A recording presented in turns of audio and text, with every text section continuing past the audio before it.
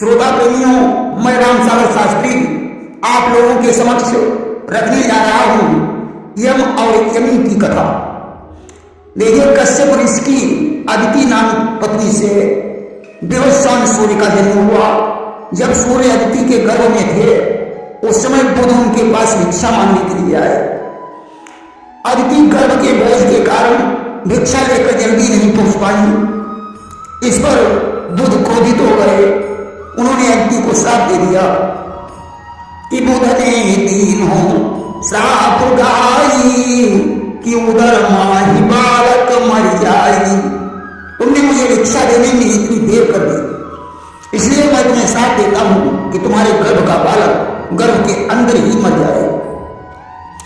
अब तो श्राप सुनकर अदिति व्याकुल हो गई। उसने कश्यप ऋषि को जाकर बताया कि स्वामी, बुध ने मुझे श्राप दे दिया है कि तेरा बालक गर्भ में ही मर जाए। कश्यप ने कहा कि मैं तुम्हें वरदान देता हूं कि तुम्हारे गर्भ का बालक जीवित रहेगा। आज वरदान देकर कश्यप ने बुध के श्राप को दूर कर दिया। परंतु अदिति को ऐसा लग रहा था कि मेरा गर्भ मर गया है, लेकिन गर्भ जीवित था। इस विपरीत ज्ञान के कारण सूर्य का पहला नाम मार्तंड पड़ गया। मार्तंड यानी मृत अंड अर्थात मरा हुआ गर्भ।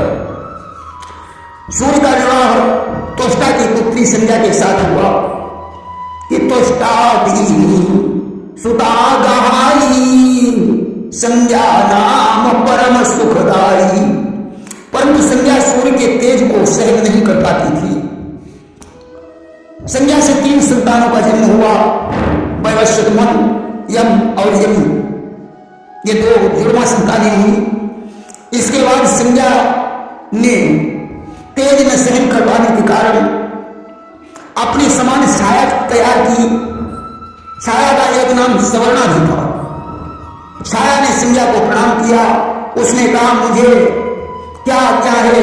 संज्ञा ने कहा कि मैं पिता के घर जा रही हूं, तुम मेरे दोनों पुत्रों और कन्या की देखभाल करो। परंतु इस रहस्य का पता भगवान सूर्य को नहीं चलना चाहिए। छाया ने कहा, ऐसी याद किया गया। इधर संज्ञा पिता के घर चली गई। पिता ने डांट कर कहा, पुत्री, तुम बिना बताए पति के घर से कैसे चली आई? यहां से वापस चली जा। संज्ञा घोड़ी का रूप धारण करके उत्तर उनके देशों में जाकर घास चरने लगी। इधर भगवान सूर्य और छाया के संसर्ग से एक पुत्र उत्पन्न हुआ जो सावर्ण मन के नाम से विख्यात हुआ। इसके बाद छाया से शनिदेव का जन्म हुआ। छाया का एक नाम पार्थिवी संज्ञा भी है, क्योंकि संज्ञा की छाया पृथ्वी पर पड़ने के कारण वह पृथ्वी से उत्पन्न हुई थी। छाया अपनी संतानों से जितना प्रेम करती थी उतना संज्ञा की संतानों से नहीं करती थी। मनु ने इस अपमान को सहन कर लिया, परंतु यम नहीं सह पाए कि शनि से छाया लाड़ लाए और मनु यमी देख जल जाए। अस्त यम होनहार के कारण छाया को पैर दिखाकर डांटने लगे। इस पर छाया ने उन्हें श्राप दे दिया कि ये यम, तुम्हारा यह सर टूटकर पृथ्वी पर गिर जाएगा। यम ने हाथ जोड़कर पिता को बताया और कहा, पिताजी, मुझे ये श्राप नहीं लगना चाहिए। माता का धर्म होता है कि वह सभी पुत्रों को समान समझे, परंतु यह छोटे को अधिक चाहती है, इसलिए मैंने उनके ऊपर पैर उठाया तो था, परंतु मैंने मारा नहीं। बच्चों से ऐसी गलतियां हो जाया करती हैं, परंतु क्या मां उनको श्राप दे देती है? आप मुझे क्षमा करें। तब तक छाया भी वहां आ गई। उसने कहा, बेटा, मैं तुम्हारी माता हूं, तुमने मेरा अपमान किया है, इसलिए तुम्हारा ये पैर जरूर गिर जाएगा, क्योंकि पुत्र कुपुत्र हो सकता है परंतु माता कभी माता नहीं होती। यमने कहा, पिताजी, आप तो परम तेजस्वी हैं, मेरा पैर नहीं गिरना चाहिए। सूर्य ने कहा, बेटा, मैं पूरा श्राप तो नहीं मिटा सकता हूं। कीड़े तुम्हारे शरीरों में से मांस लेकर पृथ्वी तल पर चले जाएंगे, इसके बाद तुम्हारा पैर ठीक हो जाएगा। इस प्रकार माता का कहा भी हो जाएगा और श्राप का परिहार भी हो जाएगा। इसके बाद सूर्य ने छाया से कहा कि तुम्हारे लिए सभी पुत्र बराबर होने चाहिए, तुम किसी एक से अधिक प्रेम क्यों करती हो? सूर्य की बात सुनकर छाया हंसने लगी। सूर्य ने योग से सत्यता का पता लगाया। वे सारा रहस्य जान गए कि यह संज्ञा की माया से बनाई गई छाया है। उन्होंने छाया के केस पकड़कर कहा, तू कौन है? अपनी असलियत बता, अन्यथा मैं श्राप देकर तुझे भस्म कर दूंगा। छाया ने अपनी सारी हकीकत बता दी। अब तो भगवान सूर्य क्रोधित होकर त्वष्टा के पास पहुंचे। त्वष्टा उन्हें क्रोधित देखकर प्रार्थना करने लगा और बोला कि आपके चेहरे पर यह क्रोध अच्छा नहीं लगता है। कि क्रोध तेरी गढ़ी सकल तुम्हारी, और कहा तो संहारी। अगर आप कहें तो मैं आपके रूप को मनोहर बना दूं। पहले सूर्य का रूप तिरछा ऊंचा और सब ओर से तेज जैसा था, इसलिए उन्हें विवाहवश कहा जाता था। सूर्य ने रूप को मनोहर बनाने की आज्ञा दे दी। त्वष्टा ने उन्हें शान पर चढ़ाकर उनके तेज को खरादा तो उनका मुखमंडल रक्त वर्ण का हो गया। उनके मुखराज से 12 आदित्यों का जन्म हुआ, जिन्हें देखकर सूर्य प्रसन्न हुए। त्वष्टा ने कहा कि अब आप संज्ञा के पास जाइए, वह उत्तर पूर्व में घोड़ी बनकर घास चर रही है। अब तो सूर्य ने घोड़े का रूप बनाया और संज्ञा के पास जाकर चढ़ने लगे। संज्ञा पर पुरुष की आशंका से संसर्ग के विरुद्ध थी। उसने सूर्य के वीर को अपनी नाक से पृथ्वी पर गिरा दिया। उससे अश्विनी कुमारों का जन्म हुआ, जिनका नाम नासत्य और दस्यु था। इसके बाद सूर्य ने असली रूप में दर्शन दिया। तब वह स्वामी को देखकर संतुष्ट हुई। इधर हम अपने कर्म से मन ही मन दुखी रहते थे। उनकी धर्मवृत्ति पर उन्हें पितरों का आधिपत्य मिला। सावरण के नाम से प्रसिद्ध हो गए। उनके भाई शनि ग्रह बन गए। अश्विनी कुमार स्वयं के वैद्य बन गए। सूर्य के तेज की क्षीरण से त्वष्टा ने सुदर्शन चक्र बनाया, जो भगवान विष्णु को प्राप्त हुआ। यमी नदियों में श्रेष्ठ यमुना बन गई। लेकिन नरसिंह पुराण में यम और यमी का संवाद आया है, जो ऋग्वेद के एक सूक्त पर आधारित है। यम और यमी कुमारावस्था में साथ साथ खेलते कूदते थे, इधर उधर घूमते फिरते थे। एक दिन उन्होंने गाजे बाजे के साथ विवाह के लिए जाते हुए किसी वर को देखा। यमी ने यम से कहा, भैया ये क्या है? यम ने बताया कि ये बारात है, इसमें वर के वेश में या पुरुष किसी कुमारी स्त्री के साथ विवाह करेगा, फिर दोनों पति पत्नी होकर गृहस्थ जीवन व्यतीत करेंगे।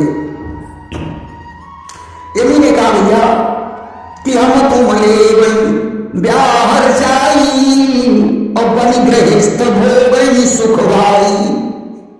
ये भैया आओ हम और तुम आपस में विवाह कर लें और गृहस्थ जीवन का सुख भोगें। यम ने यमी को समझाया कि भाई के साथ बहन का विवाह नहीं हो सकता है। तुम्हें किसी दूसरे श्रेष्ठ पुरुष को पति चुनना होगा।